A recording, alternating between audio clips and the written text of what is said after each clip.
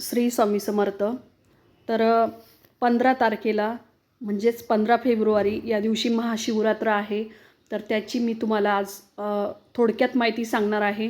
पूजा कशी करायची किंवा त्या पूजेचं महत्त्व काय असणार आहे, या दिवशी काय करायचं असतं, भगवान शिव शंकरांच्या पिंडीला आपण काय अर्पण करायचं आहे, हे सर्व आजच्या व्हिडिओमध्ये मी तुम्हाला सांगणार आहे. त्यासाठी व्हिडिओ शेवटपर्यंत नक्की बघा. तर एखाद्या महिन्यात चतुर्दशी 2 दिवसात विभागलेली असेल तर ज्या मध्यरात्री चतुर्दशी येते ती शिवरात्र म्हणजेच त्याला आपण शिवरात्र मानली जाते. या दिवशी शंकराची पूजा केली जाते. तसेच महिन्यातली शिवरात्री सर्वात महत्त्वाची म्हणून त्याची साजरी केली जाते. हा योग वर्षातून एकदाच येत असतो. तर शिवरात्रीला विशेष महत्त्व असतं, कारण ही रात्र आहे जेव्हा शंकराने तांडव नृत्य केलं. ही रात्र अंधकार आणि अज्ञानाचे प्रतीक मानली जाते. त्या रात्री शिवाची पूजा करून भक्त अंधकारातून प्रकाशाच्या आणि अज्ञानाच्या ज्ञानाच्या मार्गावरती जातात. शिवाच्या दर्शनानं त्यांच्या जीवनातील दुःख आणि संकट हे दूर होत असतात. त्यामुळे या दिवशी महाशिवरात्रीच्या दिवशी लोक जागरण करतात आणि शिव तांडव नृत्य करत असतो. आता महाशिवरात्रीच्या दिवशी शिवभक्त उपवास करतात आणि रात्रभर जागरण करत असतात. या दिवशी कोणीही झोपत नाही. तर या दिवशी शिवाचे जे काही नृत्य असतात किंवा त्यांचे जे काही भक्ती असते किंवा पूजा अर्चा असते ती केली जाते. कारण भगवान शंकराच्या पूजेदरम्यान त्या हंगामातील जी काही फळे असल, जी काही आलेल्या ज्या भाज्या असल त्या आणि नारळापासून बनवलेले विशेष जे पदार्थ असतात ते अर्पण केले जातात. या दिवशी शक्यतो बरेच जण उपवास करत असतात.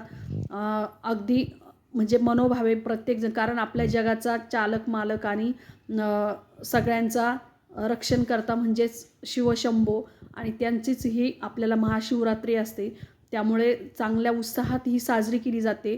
तर जगभरात सगळीकडे अनेक छोट्या मोठ्या मंदिरांमध्ये ही यात्रा भरत असते किंवा बरेच जण उपवास करत असतात आणि प्रत्येकाच्या पद्धतीने ते त्याची भक्ती तशा पद्धतीने ती साजरी करत असतात किंवा आपापल्या पद्धतीने ते उपवास करून त्या मंत्र वगैरे म्हणण्याचं किंवा अभिषेक करत असतात या दिवशी.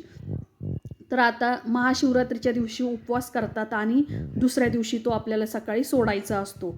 आता उपवास सोडताना शिवाला अर्पण केलेला जो आपण प्रसाद असतो तर तो प्रसाद या दिवशी तांदळाच्या पिठाने आपल्याला या दिवशी तो प्रसाद खायचा असतो आणि तांदळाचं जे पीठ आहे त्याचे 26 दिवे करायचे असतात आणि त्यांनी शिवांना म्हणजे महादेवांना त्यांनी ओवाळायचं असतं. नंतर पूजेच्या शेवटी 108 दिवे आपण हे दान द्यायचे असतात. आता पूजा कशी करायची, तर या दिवशी पूजा शिवपिंडीला थंड पाण्याने दूध किंवा पंचामृत यांनी स्नान घालायचे असतात. त्यांची चांगली भक्तिभावाने सकाळी लवकर उठून त्यांची पूजा करायची, त्यांना दुधाने अभिषेक करायचा असतो. आता बऱ्याच ठिकाणी आता स्वामी समर्थांच्या केंद्रामध्ये पण आपल्या घरातीलच जी काही महादेवाची जी पिंड आहे, शिवलिंग जी आहे त्याला अभिषेक करून, आता तुमच्या जर जवळ कुठे मंदिर असेल तर मंदिरात जाऊन किंवा नसेल मंदिर तर घरातच तुमच्या शिवाची पिंड असती तर त्या पिंडीला सकाळी जलाभिषेक करायचा आहे.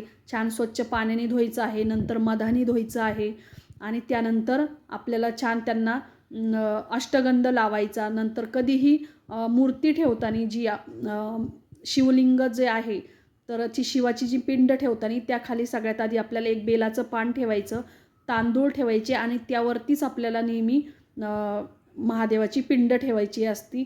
कारण नित्यनेमाच्या पूजेमध्येही आपल्याला असंच करायचं आहे. अशीच मूर्ती फक्त ठेवू द्यायची नाही, तर त्याच्या खाली बेलाचे पानं आणि तांदूळ ठेवायचे असतात आणि त्यावरती पिंड ठेवायची. त्याला अष्टगंध, बऱ्याच वेळेला आपण हळदी कुंकू लावतो परंतु महादेवांना हळदी कुंकू लावत नाही, तर त्यांची अशी पूजा करतात.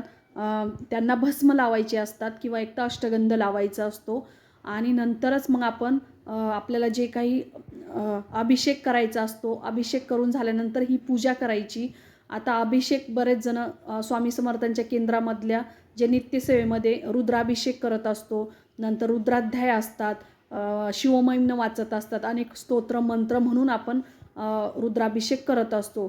परंतु जर तुम्हाला काहीच जमत नसेल तर सरळ आपल्याला एक पेला घ्यायचा आहे, त्याला चमचा त्या चमच्याने आपल्याला महादेवाच्या पिंडीला जलाभिषेक करायचा आहे. ओम नमः शिवाय म्हणत 108 वेळा ओम नमः शिवाय म्हणायचा आणि